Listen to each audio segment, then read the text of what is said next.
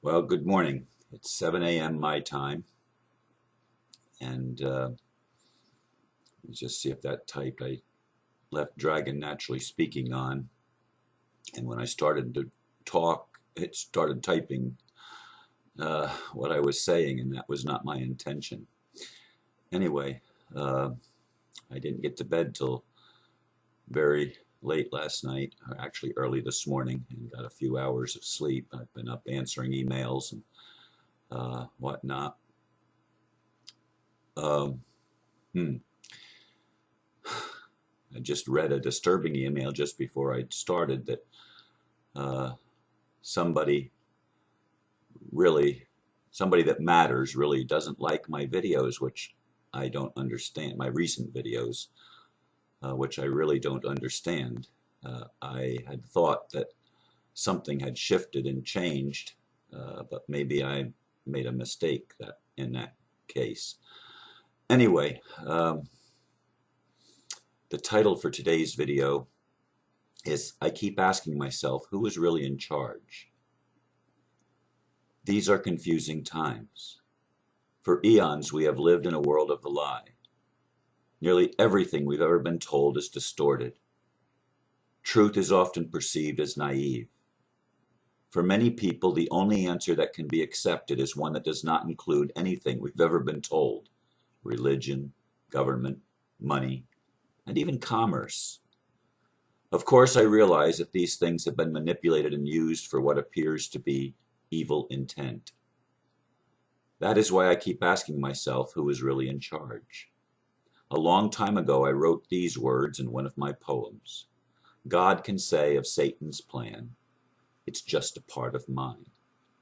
That line, written at least 3 decades ago, comes uh, comes to me. Okay, I can see it typed some stuff there. Comes to me again and again as I look at the world with the desire to actually see a world that works for everyone with an honest and loving heart.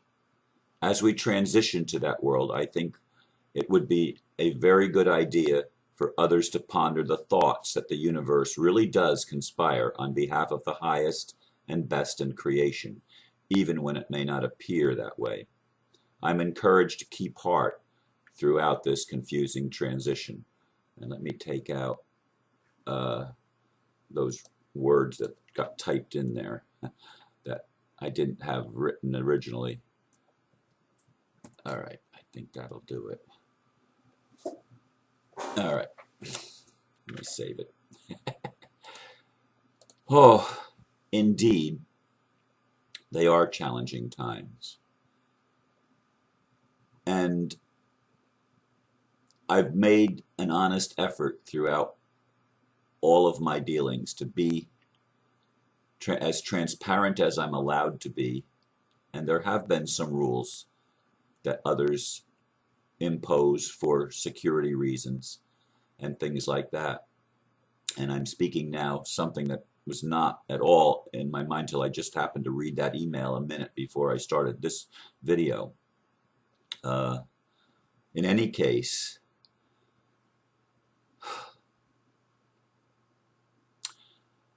as I said in the video that's airing today, and this video is for tomorrow, Monday, people have had concerns about hierarchical structures, about the use of money, and about other things that relate to the transition from an old paradigm to a new paradigm. And in the old paradigm, as I said, almost everything has been distorted. There's very little truth that stands on its own. And yet it's there, but it has so much trappings around it, and the intent has been so convoluted and so evil for all appearance sake. And people don't trust a monetary system. People don't trust a government.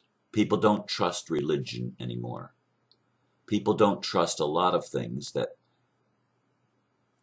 are the way the world seems to work. And they tend to blame the thing rather than the people that have abused and misused whatever that thing is, be it government, money, religion, whatever. Spirituality is real. We are spiritual beings having a human experience. That's the truth. And even though sometimes I also get discouraged and really sometimes almost to the, not almost, I get discouraged to the point of despair, that it doesn't seem like things are working the way that is in the highest interest of humanity, is in the highest interest of life, is in the highest interest of whatever I would term God or creator. I don't get it. I mean, so I understand that other people struggle with this because I struggle with it myself. I'm not here trying to tell you that I have all the answers, or that there's a certain belief system which if you'll only believe this, everything's going to be fine. It's not. We've had, as I said, eons and eons and eons of experience as human beings living in a world that's not safe. It really isn't safe. In the workshop, one of the people, Margie had one of the people read a thing from Emmanuel. Fear says, I will make you safe. Love says, you are safe. But the truth of the matter is, in this world, we haven't been safe. We really haven't been safe as human beings. We have been abused and have abused others. And it's evident to anybody that looks around honestly. The world is not safe. Now, we can choose how we're going to respond to the things that happen to us that are violations of our free will, that are violations of our highest and best desire, or what we think we need and want. They are violations, or they appear as violations.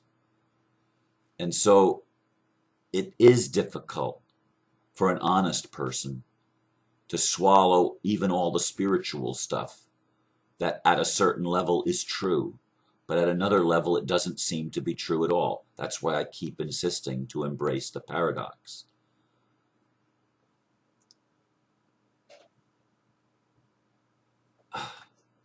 I can't get this out of my mind, this email that I just read,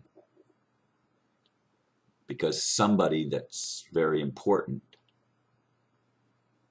doesn't like, for example, some of the things I guess that I shared that I thought I had a green light to share. I thought there was a total transparency that we had implemented, and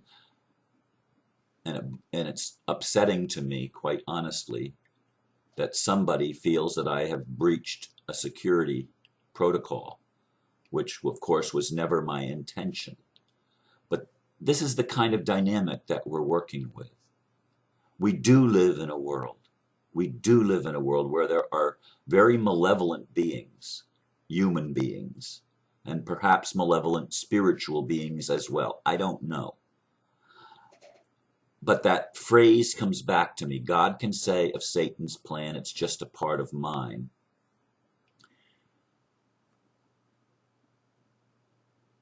Because I think that's the truth. I do think that the prime creator is love and only has good intent, even in allowing free will, or what we think of as free will, to be utilized and experienced. Now, quite honestly, I think that free will is not very well addressed here on earth, because the people that seem to have free will are the people with malevolent intent. And that's why we feel the need for security, to protect ourselves, to be shrewd. Why should we need to be shrewd? Why can't we be naive?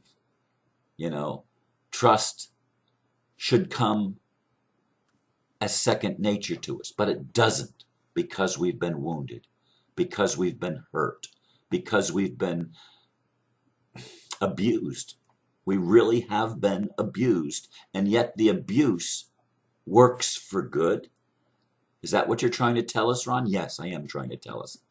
I'm trying to tell me that even the things that I've suffered are for good. Now, what impressed me about the phone call or the meeting with Mr. Sino was that it seemed as if anybody was allowed to be there. Anybody that knew how to get there was allowed to be there. There didn't need to be security measures that have been used in the past on some calls, as far as I know. It was a different setup, and that Mr. Sino and those in Indonesia wanted things to be open. But there are people in other parts of the world that are scared about that. And this is what concerns me a lot, because I want people to know the truth. I want people to have a heart that's open and willing to embrace the transition and the change and the paradoxes that we have to face. We have to face them. They are real paradoxes where things appear at two different levels. And if you're only seeing from one level and not the other level, you're going to have distortions. You're going to be... See, love is inclusive. Fear separates. Fear keeps on separating, keeps on making distinctions. And love wants to say, look at the whole picture. Don't just look at this one little side. Look at the whole picture. And love is in charge. If I didn't believe that, I wouldn't want to be on this planet or in existence. I mean, I consciously could not handle living in a world, in a universe that is malevolent, that does not have good intent for creation. I couldn't handle that. Emotionally, spiritually, intellectually, I could not handle it. I have to believe that there is a creator and that creator has my and everyone's best interest at heart, despite appearances, that even the most malevolent operations ultimately have a good end. And that flies in the face of a part of me that recoils at even the thought that the end justifies the means. Okay, that's what comes up for me. The end justifies the means. And to me, no, it doesn't. It never did and never could. And yet that does seem to be the world that I live in. That we're moving toward a new world order, literally a new world order. And it won't be the new world order of domination and control. That's the old world order that we've always been under. The new world order must be one where the meek inherit the earth. Or, put another way, as I said, that the world that works for everyone with pure intent, with an honest and a loving heart. But we've lived in a dishonest universe where people don't have honest hearts, and they're not loving, they're not compassionate, they are distorted. The psychopathic mind is a distorted mind, and we all have a level of psychopathy that operates within our own being, and we need to heal that. We need to heal that, and in the healing of that, which is done by inclusion, not exclusion, please get it. Please get it. You do not become whole by rejecting parts of yourself. You do not become whole by creating more separation. That only creates more of the problem. We must learn to love and embrace and let love be in charge. Let the loving creator create with our free will that which builds for everyone and edifies the whole. That's what I talk about. I don't want to lord it over anybody, and I don't want anybody to lord it over me. Not in the new system that's being created or the old system that we're transitioning from. I don't want anybody to be in control of me. I want to be free because I am a created being in the image of what I believe God is. And I can't fathom hurting anybody. Certainly not with intent to hurt them. I can't fathom that. It's not in my heart. I'd only want people to succeed and rise to the highest and the best that they can possibly be for each man, each woman, each child, and all creation to rejoice and to sing a new song and to get beyond this fraud and deception and the manipulation and the control and the domination system that we've been living under. We need to transition from that. We need to transmute that. We need to transform that. It's not getting rid of it. It's embracing the issues that are within us so that we can heal ourselves and thereby heal the world. And it's not an instant process of just getting rid of money and getting rid of government and getting rid of hierarchy. It's getting the heart of a servant, the heart of love, and letting people that have the right heart show the way for those that can't yet get it. Anyway, I've rambled, and I apologize to those that feel that my openness is hurtful. I don't get where you're coming from, because really, God is in control, as I see it. And no matter what the dark try to do, the dark ultimately must yield to the light, because that's higher truth, as I see it. Anyway, thank you for listening. I love you all,